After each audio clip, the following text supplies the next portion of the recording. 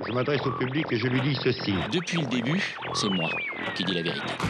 Cette semaine, une bien curieuse journée était inscrite à l'agenda des médias. Le lundi de la déprime. Le Blue Monday, fruit des travaux d'un psychologue gallois qui aurait mis en évidence qu'un cocktail très particulier, le froid, les fêtes qui sont finies, la nuit qui tombe trop tôt, achevait un peu après la mi-janvier de très profondément nous affecter. Alors, bien sûr, ces soi-disant recherches avaient une vocation publicitaire.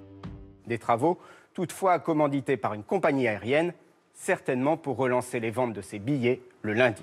Il n'empêche qu'en observant la tonalité de l'actualité, nous avons pu diagnostiquer que toute l'information avait la très ferme intention de nous flanquer le bourdon. Ça va pas très bien.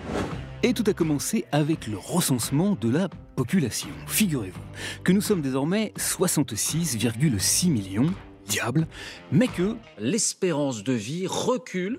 et bam. Ensuite, c'est le traitement de l'actualité qui nous a également bien mené, car cette semaine, il a fait froid. Moins 5 degrés dans le nord-est, moins 1 à Paris. Et sitôt qu'il fait froid, qu'est-ce qui intéresse les médias ? Les personnes sans domicile fixe. Et voilà, les sans-abri ont ainsi investi les journaux et le plateau du Grand Journal. Ça fait 25 ans que vous vivez dans la rue ? Qui a eu la riche idée de rediffuser deux archives.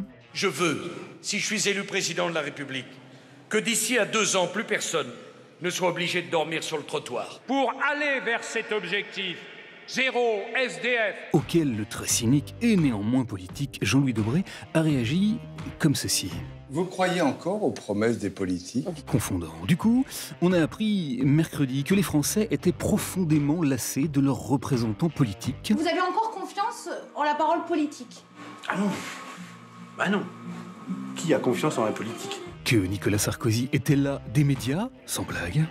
Qu'est-ce qu'il vous a raconté, Nicolas Sarkozy, alors ? Ah oui, qui voulait pas de médias. Alors que Jean-François Copé avait été très déprimé par sa diète médiatique traversée.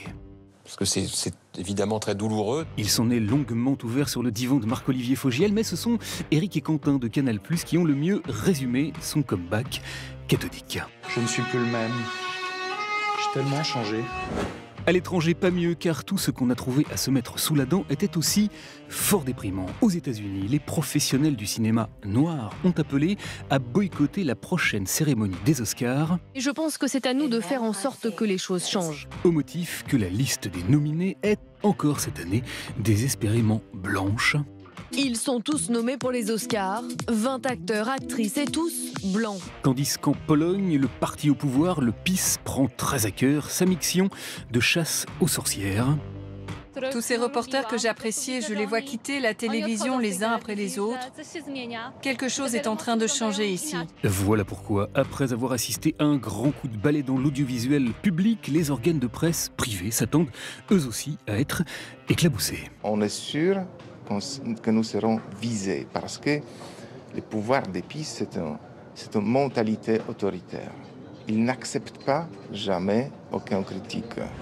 Allez, devant autant de dépression dans l'information, les célébrités ont continué à entretenir un mouvement initié depuis le début de l'année, cette nouvelle mode qui consiste pour elles à tout passer l'arme à gauche.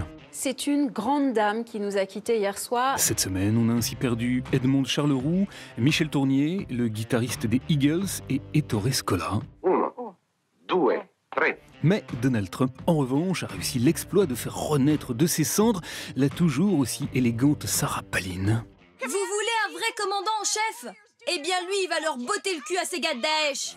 Dont la distinction a tellement emballé la radio WNYC qu'elle a décidé de la mettre en musique. Eh oui, car comme on dit chez les grands déprimés, ce sont toujours les meilleurs qui s'en vont les premiers.